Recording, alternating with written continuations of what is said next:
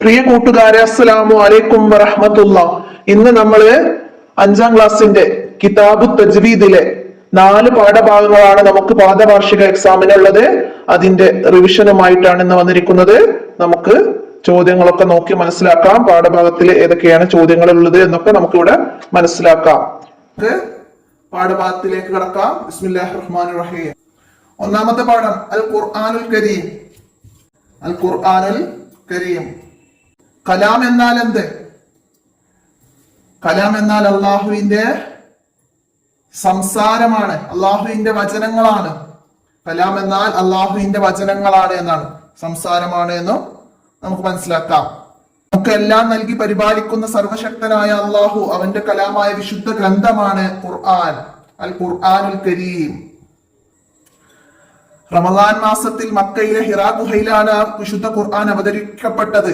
ഹിറാ ഗുഹയില് റമദാൻ മാസത്തില് അന്ന് നബിതങ്ങൾക്ക് 40 വയസ്സായിരുന്നു.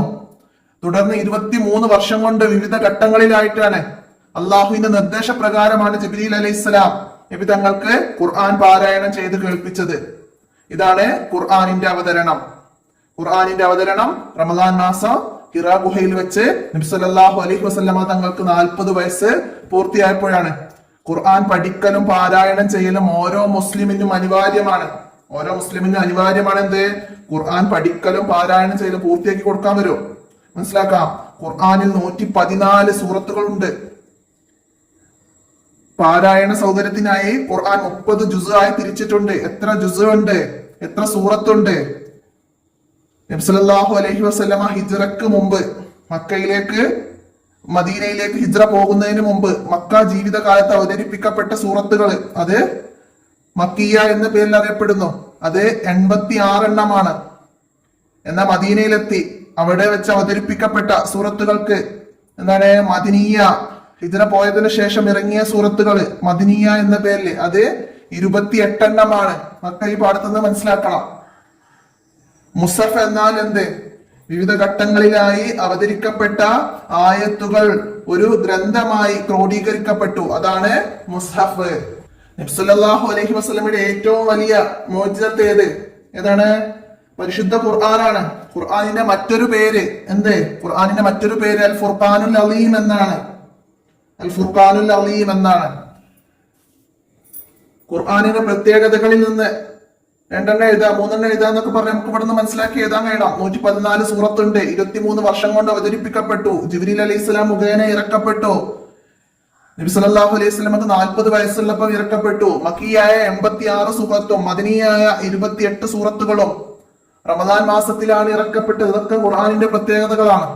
അപ്പൊ ഇതൊക്കെ മനസ്സിലാക്കണം കേട്ടോ. അപ്പൊ എത്രയാണ് ഈ ഒന്നാമത്തെ പാഠത്തില് നമുക്ക് മനസ്സിലാക്കേണ്ട ഇമ്പോർട്ടന്റ് കാര്യങ്ങൾ മനസ്സിലാക്കാം. അടുത്ത രണ്ടാമത്തെ പാഠം. രണ്ടാമത്തെ ഇൽമു തജ്വീദ്. എന്താണ് ഇൽമു തജ്വീദ്? ഖുർആൻ പാരായണ നിയമങ്ങൾ ചർച്ച ചെയ്യുന്ന വിജ്ഞാന ശാഖയാണ് ഇൽമു തജ്വീദ്. മനസ്സിലാക്കാം. പാരായണം ചെയ്യുന്നതിന് 10 നന്മ ചെയ്ത പ്രതിഫലം കിട്ടും.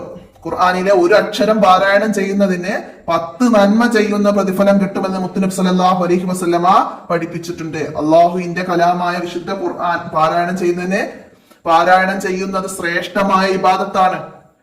ശ്രേഷ്ഠമായ ഇബാദത്താണ് ഏത്? അള്ളാഹുവിന്റെ കലാമായ വിശുദ്ധ ഖുർആൻ പാരായണം ചെയ്യുന്നത്.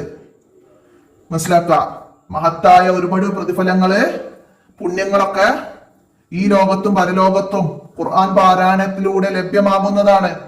ഈ പുണ്യങ്ങളും മഹത്വങ്ങളൊക്കെ ലഭിക്കണമെങ്കിൽ എന്താണ്? ഖുർആൻ അതിന്റെ പാരായണ നിയമങ്ങൾ പാലിച്ചുകൊണ്ട് മനോഹരമായി പാരായണം ചെയ്യണം. അക്ഷരങ്ങളുടെ ഉച്ചാരണ നിയമങ്ങൾ പാലിച്ച് മനോഹരമായി ഖുർആൻ ഓതുന്നതിന് തജ്വീദ് എന്ന് പറയുന്നു. തജ്വീദ് എന്നാൽ എന്ത്? ചോദ്യം വരും. അക്ഷരങ്ങളുടെ ഉച്ചാരണ നിയമങ്ങൾ പാലിച്ച് മനോഹരമായി ഖുർആൻ ഓതുന്നതിന് തജ്വീദ് എന്ന് പറയുന്നു. ഇൽമു തജ്വീദ് പറഞ്ഞു, മനസ്സിലാക്കാം. ഇനിയോ നിയമങ്ങൾ പാലിച്ചുകൊണ്ട് ഖുർആൻ പാരായണ രീതി മഹാനായ ജിബ്രീൽ അലൈഹിസ്സലാം നബിതങ്ങൾക്കും നബിതങ്ങൾ സ്വഹാബത്തിനും അവർ ശേഷമുള്ള താബിഉകളായ അവർ സഹാബത്തിനും നിയമങ്ങൾ പാലിച്ചുകൊണ്ടുള്ള ഖുർആൻ പാരായണ രീതി മഹാനായ ജിബ്രീൽ അലൈഹിസ്സലാം നബി സല്ലല്ലാഹു അലൈഹി വസല്ലമ തങ്ങൾക്കും നബിതങ്ങൾ സ്വഹാബത്തിനും അവർ ശേഷമുള്ള തലമുറകൾക്കായി പകർന്നു നൽകിയതുമാണ്. ഖുർആൻ പാരായണം എങ്ങനെയാണ് നമ്മിലേക്ക് എത്തിയത്? തജ്വീദ് നിയമങ്ങൾ ഖുർആൻ പാരായണത്തിൽ പാലിക്കൽ എന്താണ്? ഫർള് ഐനാണ്. ഇത് ഇമാമുമാരാണ് നമുക്ക് പഠിപ്പിച്ചു തന്നിട്ടുണ്ട്. വിശുദ്ധ ഖുർആനിൽ ഇങ്ങനെ പറഞ്ഞിട്ടുണ്ട്. എന്താണ്? ഫഇദാ ഖറഅനാഹു ഫത്തബിഅ ഖുർആനഹു. എന്താണ് അതിന്റെ അർത്ഥം വരുന്നത്? എന്താണ്? ഫഇദാ ഖറഅനാഹു ഫത്തബിഅ ഖുർആനഹു. എന്താണ്? ഖുർആനിനെ നാം ഓതി തന്നാൽ നിങ്ങൾ ആ ഓത്ത് പിന്തുടരുക. ഖുർആനിനെ നാം ഓതി തന്നാൽ ആ ഓത്ത് നിങ്ങൾ പിന്തുടരുക. സല്ലല്ലാഹു അലൈഹി വസല്ലമ തങ്ങൾക്ക് ജിബ്രീൽ അലൈഹിസ്സലാം ഓതി തന്നതുപോലെ ഓതാനുള്ള കൽപ്പനയായിരുന്നു ഖുർആനിൽ പറഞ്ഞ ആയത്ത്. മനസ്സിലാക്കുക. ഈ ഖിറാഅത്തുൽ ഖുർആനി സുന്നത്തും മുത്തബഅ യഖുദുഹാ ആഹിറു അനിൽ അവ്വലി. എന്താണ്? പിൻഗാമികൾ മുൻഗാമികളിൽ നിന്ന് പഠിക്കേണ്ടതും അനുകരിക്കേണ്ടതുമായ ഒന്നാണ് ഖുർആൻ പാരായണം. എന്താണ് ഖുർആൻ പാരായണം? പിൻഗാമികൾ മുൻഗാമികളിൽ നിന്ന് പഠിക്കേണ്ടതും അനുകരിക്കേണ്ടതുമായ ഒന്നാണ് ഖുർആൻ പാരായണം. ഖുർആനിന്റെ ശാപത്തിനിരയാകും ആരാണ്? നിയമങ്ങൾ പാലിക്കാതെ ഖുർആൻ പാരായണം ചെയ്യുന്നത് ഖുർആനിന്റെ ശാപത്തിന് കാരണമാകും. ഖുർആൻ ശപിക്കും നിയമങ്ങൾ പാലിക്കാതെ ഖുർആൻ പാരായണം ചെയ്യുന്നവരെ. ഉസ്താദുമാരിൽ നിന്ന് പഠിച്ചതുപോലെ തന്നെ പഠിച്ച് ഓതണം എന്നറിയിക്കുന്ന ആയത്താണ് ഫഇദാ ഖറഅനാഹു ഫത്തബിഅ ഖുർആനഹു. അത് മനസ്സിലാക്കണം. ഖുർആൻ പാരായണം ശ്രേഷ്ഠമായ ഇബാദത്താണ്. നിയമം പാലിച്ച ഓതല് ഫർള് ഐനാണ്. ഖുർആൻ ഓതൽ എന്താണ്? സുന്നത്തും മുത്തബാണ്. സുന്നത്തും മുത്തബ. ഒരക്ഷരത്തിന് 10 നന്മയാണ്. പിൻഗാമികൾ മുൻഗാമികളിൽ നിന്ന് പഠിക്കേണ്ടതാണ്. മുൻഗാമികൾ പിൻഗാമികളിൽ നിന്ന് പഠിക്കേണ്ടതാണ്. മുൻഗാമികളിൽ നിന്ന് പഠിക്കണം പിൻഗാമികൾ. അതൊക്കെ മനസ്സിലാക്കാം. മൂന്നാമത്തെ പാഠം ആദാബു തിലാവത്തിൽ ഖുർആൻ. ഖുർആൻ പാരായണം ചെയ്യുമ്പോൾ പാലിക്കേണ്ട മര്യാദകൾ. അതൊന്ന് രണ്ടെണ്ണം എഴുതാനൊക്കെ വന്ന് നമുക്ക് ചോദ്യങ്ങൾ വരാം. അപ്പോ പാഠഭാഗത്തിൽ പറയുന്നുണ്ട് ഓരോ പോയിന്റുകൾ. കിബിലയിലേക്ക് തിരിയുക, മിസ്വാക്ക് ചെയ്യുക, ഔദു ബിസ്മി കൊണ്ട് തുടങ്ങുക, തലമറക്കുക, സുഗന്ധം ഉപയോഗിക്കുക ഒക്കെ. അപ്പൊ നമുക്ക് എഴുതാൻ കഴിയണം, തെരഞ്ഞെടുക്കാൻ വരും. ഖുർആൻ പാരായണത്തിന്റെ അദബിൽ പെട്ടത് ഒക്കെ പറഞ്ഞിട്ട് മനസ്സിലായില്ല? ഒക്കെ മനസ്സിലാക്കാം. ശരിയും തെറ്റും അടയാളപ്പെടുത്താൻ വരും. അപ്പൊ നമുക്ക് പാഠഭാഗം നന്നായി മനസ്സിലാക്കി പഠിച്ചാലാണ് അത് ശരിയാണോ തെറ്റാണോ എന്ന് മനസ്സിലാക്കാൻ കഴിയുള്ളൂ. അപ്പൊ മനസ്സിലാക്കാം. ഖുർആൻ ഓതുന്നവന്റെ ശരീരവും വസ്ത്രവും ഓതുന്ന സ്ഥലവും ശുദ്ധിയുള്ളതായിരിക്കണം. കിബിലയിലേക്ക് തിരിയുക, തലമറക്കുക, സുഗന്ധം ഉപയോഗിക്കുക, മിസ്വാക്ക് ചെയ്യുക, ഔദു ബിസ്മി കൊണ്ട് തുടങ്ങുക. തൗബ സൂറത്തിൽ ബിസ്മി ഓതരുത്. ബിസ്മി ഓതാൻ പാടില്ലാത്ത സൂറത്തേത്? തൗബ. ഔദു മാത്രം ഓതുന്ന സൂറത്തേത്? തൗബ. ഒക്കെ മനസ്സിലാക്കാം. അള്ളാഹുവിനെ കുറിച്ചുള്ള ചിന്തയിലും താഴ്മയോടെയും ഭക്തിയോടെയും ആവണം പാരായണം ചെയ്യാൻ. അർത്ഥം ചിന്തിച്ച് സാവധാനം പാരായണം ചെയ്യൽ. ഇത് ഖുർആൻ പാരായണത്തിന്റെ അദബിൽ പെട്ടതാണോ ഒക്കെ ചോദിച്ചാൽ നമുക്ക് ചെയ്യാൻ കഴിയണം. മനസ്സിലായില്ലേ? മനോഹരമായ ശബ്ദത്തിലും ശൈലിയിലും പാരായണം ചെയ്യുക. അതൊക്കെ മനസ്സിലാക്കണം. ഏത് ആയത്ത് ഓതുമ്പോഴാണ് തിലാവത്തിന്റെ സുജൂദ് ചെയ്യേണ്ടത്? സജദയുടെ ആയത്തുകൾ ഓതുമ്പോഴാണ്. സുജൂദ് ചെയ്യാൻ സാധ്യമായില്ലെങ്കിൽ സുബ്ഹാനല്ലാഹി വൽഹംദുലില്ലാഹി വലാ ഇലാഹ ഇല്ലല്ലാഹു അല്ലാഹു അക്ബർ എന്ന് 4 തവണ ചെല്ലണം. മനസ്സിലായില്ല? അപ്പൊ ഇതൊക്കെ പൂർത്തിയാക്കി കൊടുക്കാനൊക്കെ വരാം. മനസ്സിലാക്കാം. പിന്നെ ഓത്ത് കേൾക്കുമ്പോൾ പാലിക്കേണ്ട മര്യാദകള്. ശ്രദ്ധയോടെ കേൾക്കുക, അർത്ഥം ചിന്തിച്ച് അതിലുള്ള ഉപദേശങ്ങൾ സ്വീകരിക്കുക. സജദയുടെ ആയത്ത് കേട്ടാൽ തിലാവത്തിന്റെ സുജൂദ് ചെയ്യുക. പിന്നെ ഓതുന്നവന്റെ സാന്നിധ്യത്തിൽ വെച്ച് തമാശ, ചിരി, അന്യ സംസാരം പോലെയുള്ളതൊക്കെ ഒഴിവാക്കണം. ഇതൊക്കെ ഓത്ത് കേൾക്കുന്ന ആള് പാലിക്കേണ്ട മര്യാദകളാണ്. അപ്പൊ ഇതിന്ന് 2 എഴുതാന്നൊക്കെ പറഞ്ഞാൽ എഴുതാൻ കഴിയണം. മനസ്സിലായില്ല?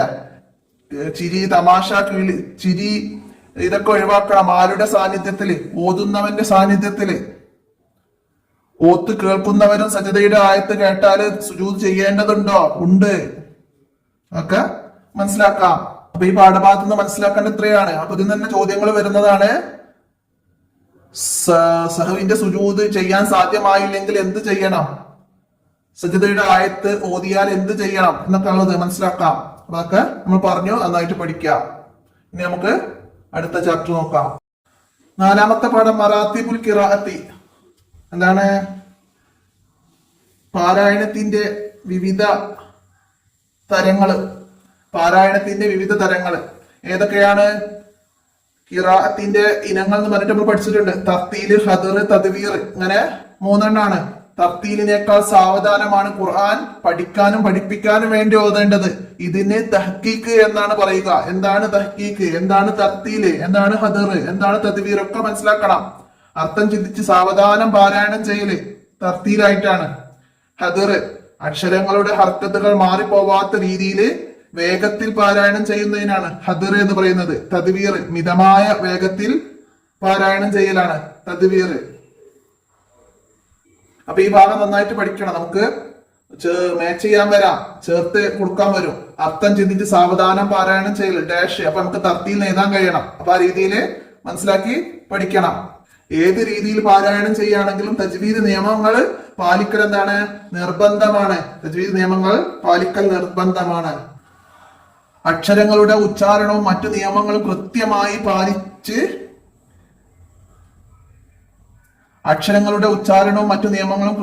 പാലിക്കാൻ നമ്മൾ എങ്ങനെയാണ് ഖുർആൻ പാരായണം ചെയ്യേണ്ടത്? എങ്ങനെയാണ്? സാവധാനം പാരായണം ചെയ്യണം. അത് സാവധാനാണ് പാരായണം ചെയ്യേണ്ടത്. ഖുർആൻ ഓതുമ്പോൾ ഒരിക്കലും പാടില്ലാത്ത വേഗത ഏതാണ്? അക്ഷരങ്ങളുടെ ഹർക്കത്തുകൾ മാറിപ്പോകുന്ന രൂപത്തിലോ നഷ്ടപ്പെട്ടു പോകുന്ന രൂപത്തിലോ ഉള്ള വേഗത ഒരിക്കലും പാടില്ല. വേഗത പരിഗണിക്കുമ്പോൾ ഖിറാഅത്തിന്റെ ഇനങ്ങൾ എത്ര, ഏതെല്ലാം എന്ന് വെച്ചാല് നമുക്ക് എഴുതാൻ കഴിയണം. ഖിറാഅത്തിന്റെ ഇനങ്ങൾ 3 എണ്ണമാണ്. അവ തർത്തീല്, ഹദർ, തദ്വീർ എന്നിവയാണ്. ഖുർആൻ പഠിക്കാനും പഠിപ്പിക്കാനും വേണ്ടി തർത്തീലിനേക്കാൾ സാവധാനത്തിൽ ഓതുന്ന രീതിക്ക് പറയുന്ന പേരെന്ത്? അത് തഹ്കീക്കാണ്. എല്ലാ പാരായണ രീതികളും നിർബന്ധമായി പാലിക്കേണ്ട കാര്യം. എല്ലാ പാരായണ രീതിയിലും നിർബന്ധമായിട്ടും പാലിക്കേണ്ടത് എന്താണ്? തജ്വീദ് നിയമങ്ങളാണ്. തജ്വീദ് നിയമങ്ങൾ പാലിക്കൽ നിർബന്ധമാണ്. ഇത്രയാണ് ഈ 4ാമത്തെ പാഠത്തിൽ നമുക്ക് മനസ്സിലാക്കാനുള്ളത്. അപ്പൊ എല്ലാവരും നന്നായി മനസ്സിലാക്കി പഠിക്കുക. നമുക്ക് ചോദ്യപേപ്പറിന്റെ വീഡിയോ ഉടൻ തന്നെ അപ്ലോഡ് ചെയ്യണം. ഇൻഷാ അല്ലാഹ് എല്ലാവർക്കും ഉപകാരപ്പെടുത്താം. കൂട്ടുകാർക്കൊക്കെ ഷെയർ ചെയ്ത് കൊടുക്കാം. അസ്സലാമു അലൈക്കും വറഹ്മത്തുള്ളാഹി.